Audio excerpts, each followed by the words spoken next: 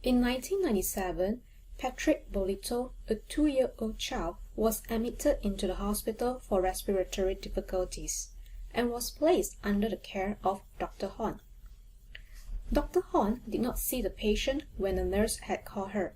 The child recovered but collapsed subsequently, and on second occasion, the doctor delegated the care to another doctor, her junior, Dr. Roger. This doctor also did not see Patrick. This led to further complications in the patient and then severe brain damage, from which Patrick eventually died. This was really tragic. In the suit against the hospital for negligence, it was argued that Patrick would have lived if he had been intubated. Hypothetically, if you were the judge, what would be your verdict? Answer this question in the platform provided. Thank you for participating in the question that was given to you earlier on. Now, let's check out the verdict of this case. The real verdict, I mean. It was admitted that Dr. Horn had breached her duty of care in not coming to see Patrick. But Dr. Horn argued that even if she had come to see Patrick, she would not have intubated him. Therefore, Dr. Horn's argument was that her breach of duty did not cause Patrick's death. As to whether any competent doctor should have intubated if he had attended Patrick, the judge had evidence from 8 medical experts. 5 of them were called on behalf of Patrick and were of the view that, at least after the second episode, any competent doctor would have intubated. That's the only way to save the child, but with risk. On the other side, the hospital called 3 experts, all of whom said that, on the symptoms presented by Patrick as recounted by the nurses, intubation would not have been appropriate. The child is too young.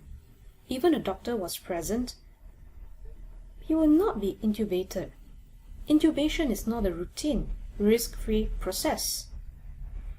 Patrick's symptoms did not suggest a progressive respiratory collapse, and there was only a small risk of total respiratory failure, which did not justify the invasive procedure of intubation. This view is logical, according to the judge. It involves anesthetizing and ventilating the child. The young child does not tolerate a tube easily at any rate for a day or 2, and the child tends to remove it unless sedated.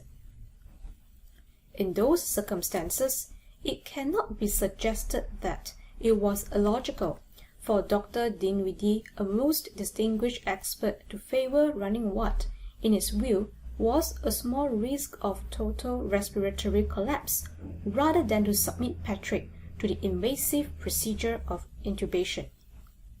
This means that the judge is entitled to choose between 2 bodies of expert opinion and to reject an opinion which is logically indefensible.